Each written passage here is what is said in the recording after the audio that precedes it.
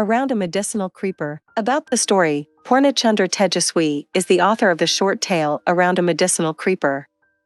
One day Tejaswi and Mara were constructing a bamboo structure. To connect the bamboo framework, Sana brought some creepers. The gift included a medicinal creeper. All of them proceeded to inspect the creeper, which Mara tied to a nearby plant so that it would be easy to find afterward. Every square inch of it, according to Mara, is useful. After 20 years, Tejaswi finally heard from Krishna about the benefits of the creeper. Farmhand Krishna formerly suffered from piles. Krishna asked a Malay godman for a cure for piles. After tracking down the creeper, Tejaswi and Krishna removed its tub or crushed it and drank it with milk for 5 days. He had no more piles. Summary: Purnachandra Tejaswi's story Around a Medicinal Creeper tells the story of an uncommon medicinal creeper about which he had heard numerous tales. He was aware that not all stories were factual, but he was also aware that not all stories were entirely made up. He recounts many events that lead to the identification of the therapeutic qualities of the creeper in this essay. He acknowledges that it took him approximately 20 years to learn these truths, though. In the first occurrence he describes, a shade is built over a coffee seedbed to shield it from the sun. According to the author, Sana, another servant, irritated Mara by pulling a medicinal creeper. The writer, Mara, and Sana visited the forest out of curiosity after learning from Sana that there were plenty of these creepers there. The creeper was being tied to a neighboring tree by Mara, who was calling it a thief as she did so. Mara gave an explanation for his behavior by claiming that the creeper was cursed by a sage so that no one would find it when they needed it and looked for it. The author responds to the account by explaining that the creeper emerged right away after the rains and perished swiftly. As a result, it was not seen until the next season. The author laments the fact that even if the creeper had any medical qualities, it would be obscured by the untruths that have been constructed around it after providing this explanation. The author goes on to note that this is the end of Indian medicine as a whole, since experts in the medical sector believe that nothing regarding the special powers of plants and herbs is real. The author shares a couple more of Mara's unbelievable tales with the readers to explain why the rumors around the creeper appear to be untrue. One involves Mara severing his hand's artery while slicing bamboo shoots. Mara revealed to the author that after bandaging the cut with a leaf that someone had provided, he went to a white man in Huli Hindaloo for medical attention. However, there was nothing to be seen of the wound when the white guy unwrapped the bandage. After first believing Mara was playing a practical joke on him, the white guy became interested in discovering the plant. Mara spent the entire day looking for the plant, but he was unsuccessful. The Englishman who had threatened to shoot Mara down and promised him his entire estate in return for the plant's identification was furious with Mara. The Englishman believed that Mara's reluctance to reveal the plant was a result of his extreme avarice, which led him to reject Mara's offer of the land. Mara, who had previously assured the author that the entire plant was therapeutic, was unsure of precisely what it might treat. The writer questioned whether Mara had actually been aware of the properties or whether he had been unwilling to reveal them. Even if his claims were true, their exaggerated nature of them made it impossible for anybody to trust him. When questioned about the veracity of the prior narrative, Mara had the uncanny ability to conjure up a new one. By telling another tale about cows, or crow pheasants, who nibbled the leaves of the medicinal creeper to treat their snake bite, he sidesteps the author's direct queries about the plant. Mara told tales that went beyond the amazing healing creeper. The stories also have a negative aspect. Mara gave yet another completely cock-and-bull narrative to explain why he had lost the teeth on one side of his face. When he went rabbit hunting in the woodland before dawn, he claimed to the author to have lost all of his teeth. He said that after brushing his teeth with a little plant stick, he lost the teeth that the stick had touched. Because he had flung the stick aside after tasting the plant and gargled his mouth with water from a nearby creek, the teeth were all from one side.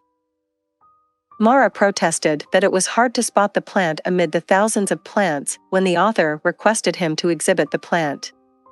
When the author made fun of him by stating that if he looked hard enough, he would locate the plant that would restore his teeth, Mara countered that in the process, he might eat something poisonous and perish as well. Mara said that he didn't want to get young since he didn't want to be married again when the author made fun of him by stating that he could even locate a plant that would restore his youth. Mara persisted with his stories despite all the jeers and skepticism, making them ever more improbable.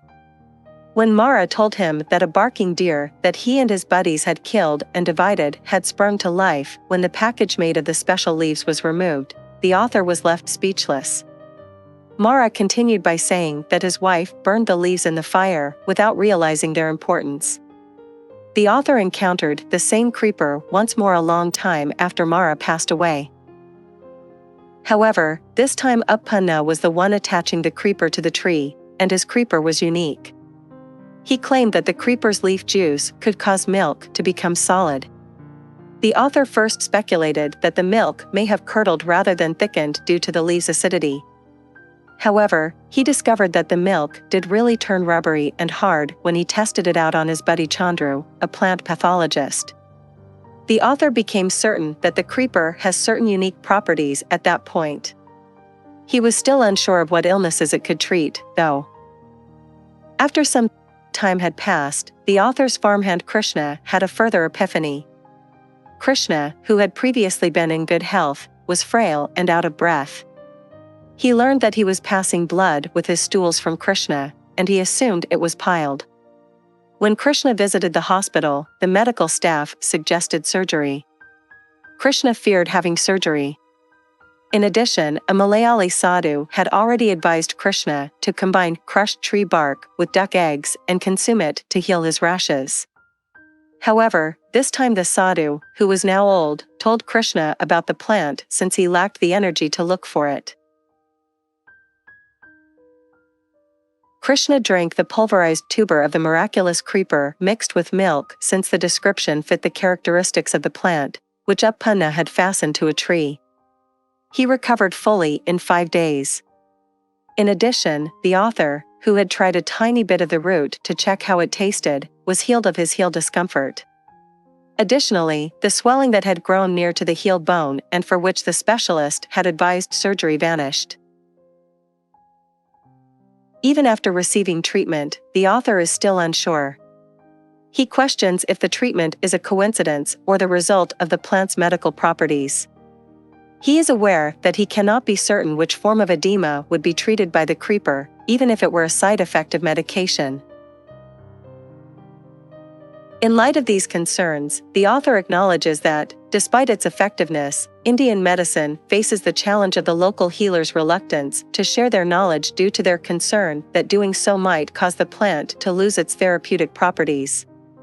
He claims that as a result of this circumstance, indigenous medical systems in India are on the verge of extinction. Conclusion. The author comes to the conclusion that because this medicinal creeper is so unusual, no study has been done to uncover all of the plant's advantages. People like Mara don't care about it, and native physicians, like Malayali sadhu, don't discuss such medicinal plants. They still have the belief that the effectiveness of their cures would be lost if they told anybody about them. As a result, our traditional medical systems are in danger of disappearing. He emphasizes the significance of performing in-depth studies on these exceptional natural resources as a consequence to create and distribute knowledge about our medical system. About author. A well-known author in the Kannada language with a distinctive writing style is K.P. Purnachandra Tejaswi. He has written several well-known novels and short stories. He was raised in Mulnud with a natural love of the outdoors and a burning desire to unravel its mysteries. Once his postgraduate studies were over, he made the decision to follow his heart. He arrived at Mudigere, a Mulnud outpost, because of his interests in agriculture, photography, ornithology, wildlife, and writing. His fame as a writer and advocate for environmental and social causes all originated in this area. He separated himself from the influence of his father Kuvempu and carved out a unique place for himself in Kannada writing.